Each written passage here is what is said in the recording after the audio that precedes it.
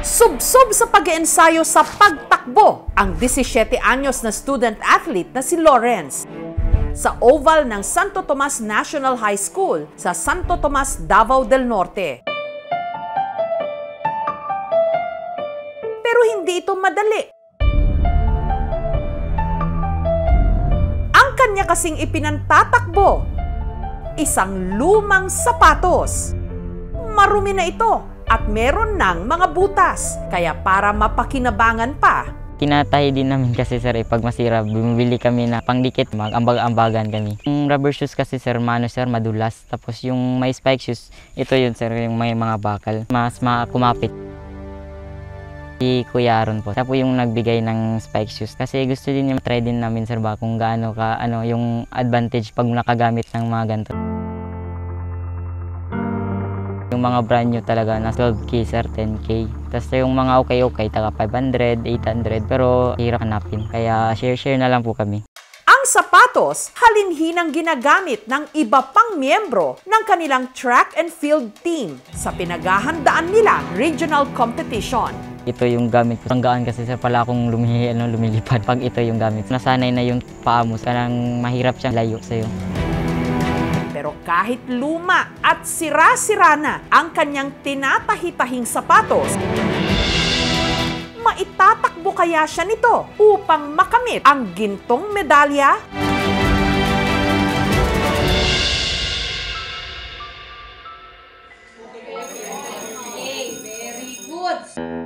Matayog ang pangarap ng grade 12 student na si Lawrence. Ang pangarap ko pilot. Gusto ko lang talagang mag-travel na libre. Pero mahirap lang sila. Kaya ang kanya raw ticket para ito'y makamit ang kanyang pagiging student athlete. Isa kasi si Lawrence sa mga pambato ng kanilang eskwelahan sa track and field. Nakita ko yung mga senior ko na-graduate makakuha ng scholar. Kaya trinay ko baka makakuha din ako. Para ka-graduate ko ng senior high para di na mahirap ang parents ko po. Ang kanyang target, magkampiyon sa palarong pambansa. At ang magiging qualifying round niya rito, ang maipanalo ang sasalihang Davao Region Athletic Association 2024. Laging nag-overthink, manalo ba ako doon o matalo? Kasi nakasalalay yung scholar ko doon. Si Lawrence ang tumatayong captain ng kanilang koponan. Pag ganito po lang sir, pang warm up lang po to. Maaga pa lang, nag-e-ensayo na sa bulubunduking Lagutay Hills. Dito napapalakas yung mga legs nila para ma-prevent din yung mga hamstring injuries. Nape-pressure talaga ako kasi ako yung captain nila, dapat kailangan kong manalo para gayahin nila ako. Elementary pa lang daw si Lawrence, hilig na niya ang tumakbo hanggang nakitaan siya ng potensyal ng kanyang teacher Claire at pinasali sa kanilang track and field team. Determinadong, talagang porsigidong manalo talaga despite sa kanyang cuteness, height.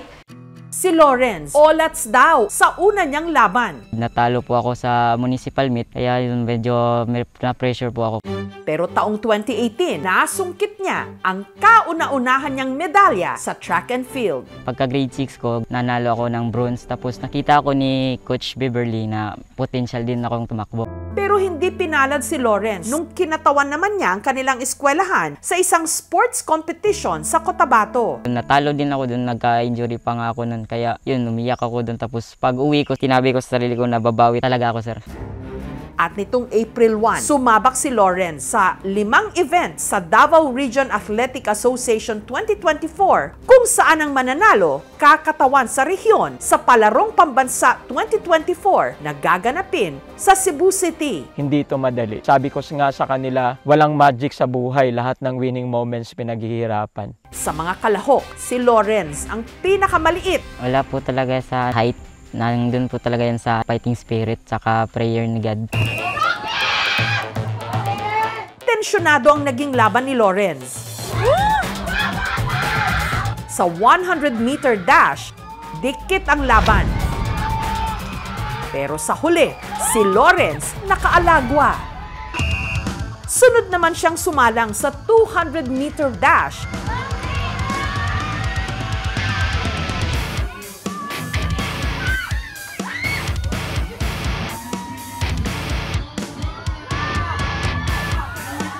Dito, head-to-head din ang naging tunggalian. Sa 400-meter dash,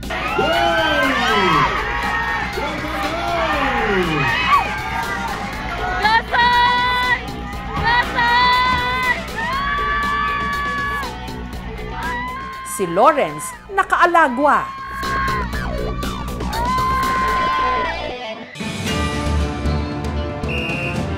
Maya-maya pa, sa 4x100 relay naman siya kumaripas.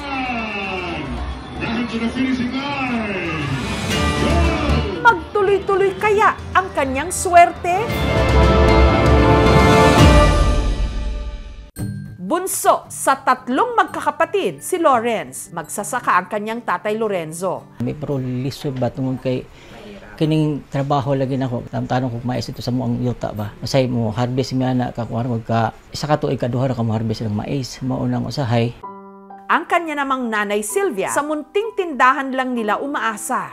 Hindi rin daw mapilit ni Lawrence ang mga magulang na bilhan siya ng bagong sapatos. Nasa kolehiyo na kasi ang dalawa niyang mga nakatatandang kapatid.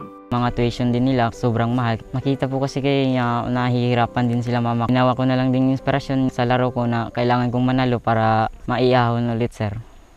Dagan ba tungkol kay luoy ba luoy tungkol sa iyahang kahimtang mga may kanang mga kuan bitaw kaning daghan bitaw gawas nga ugat bitaw ano ba ako among god nga ika mordhadlog ko may tabo na sa tubig nga bagay. Inawa kami sa kanya ba kasi pinahinto man siya ng tatay niya.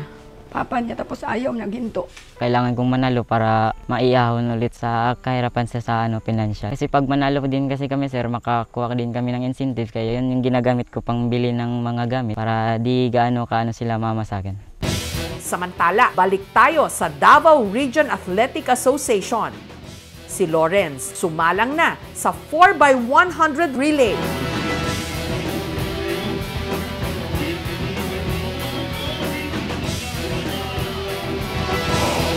Dito, lumamang siya sa kanyang mga kalaban. Nanalo rin ang kanilang koponan sa 4x400 relay.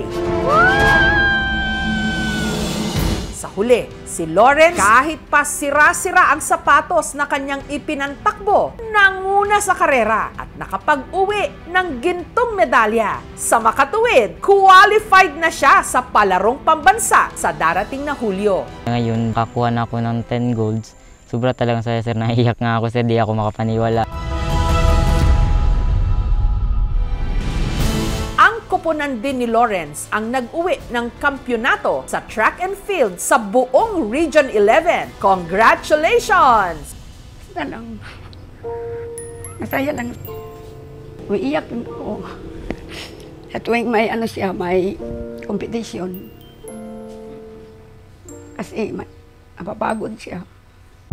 Madalas kasi naroromanticize na natin na though magaling yung mga atleta natin, pero kasi sobrang kulang eh. Nahihirapan yung mga bata, especially yung mga kapos palad no, na may mga potential. Nakakalungkot lang isipin na pag nananalo yung atleta natin, tuwang-tuwa tayo. Pero hindi natin nakikita madalas kung ano yung mga pinagdadaanan nila sa likod ng mga panalo na yun. Sana no, mapansin din ng gobyerno na yung mga athletes natin, hindi lang naman sarili nila yung dala-dala nila, kundi yung bandila at inang bayan natin. Tanggap natin na may kulang, obviously, no? Yung sa sapatos. Pero yung DepEd, maging yung LGU, malaki rin ang ibigay na tulong. Meron tayong magandang rubberized sports complex kung saan every so often nandito sila upang magsanay. Sa bahagi po ng province ng Davao del Norte, sinagot po ng probinsya yung kanilang uniforme, sapatos, pagkain, transportation, vitamins, insurance. Ang usaping pondo sa sports, kailanman hindi naging sapat.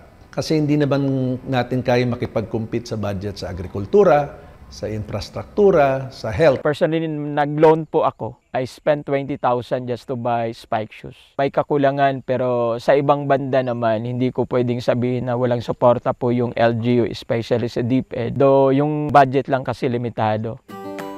Samantala, nitong Miyerkules, may binisita si Lawrence, ang dati niyang guro na unang nakakita ng kanyang potensyal sa pagtakbo. Proud na proud talaga ako sa iyo. Diyan pa rin ang pagiging humble mo na bata. Yes, ma'am. Yun po yung nakikita ko sa iyo, yung magiging porsigido mo. Thank you talaga, ma'am, kasi ikaw yung nag-push sa una pang sali ko. Di talaga ako nag-expect doon, ma'am, kasi sobrang tatangkad nila, ma'am.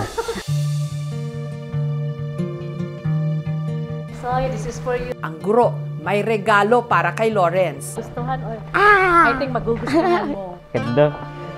Bagong sapatos na magagamit niya sa mga darating niyang laban. Sobrang salamat, ma'am. Kasi deserve niya naman po magkaroon ng ganyan.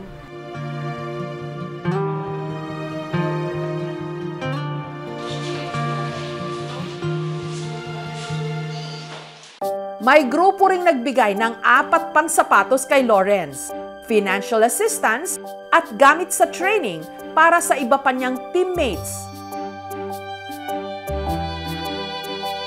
Ikaw na bahala kung ano, sabi mo sinong mga kasamahan mo na walang sapatos. Yung double sticker, sana lang mag-sponsor sa mga. Hello,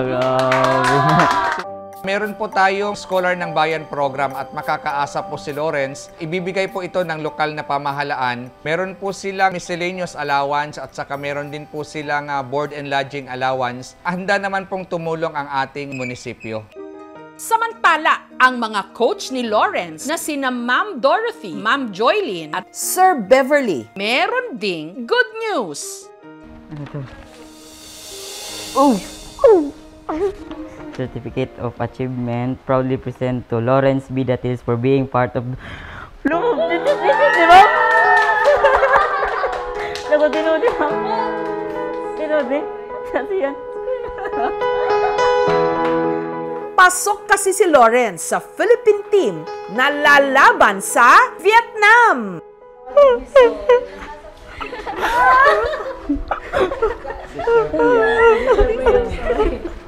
Pagpatuloy mo lang, Soy.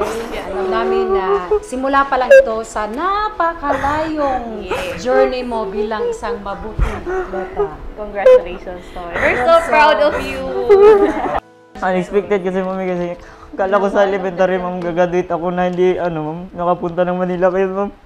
Sa Vietnam naman, international na po ito, eh. Sobrang salamat.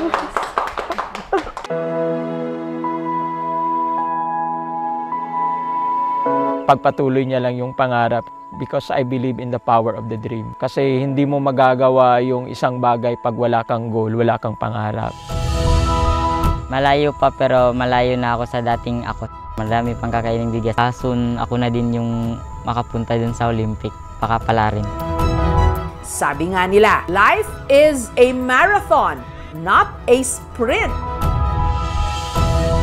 Kahit malayo pa, kung lilingunin ang iyong pinanggalingan, ang iyong narating, malayo-layo na.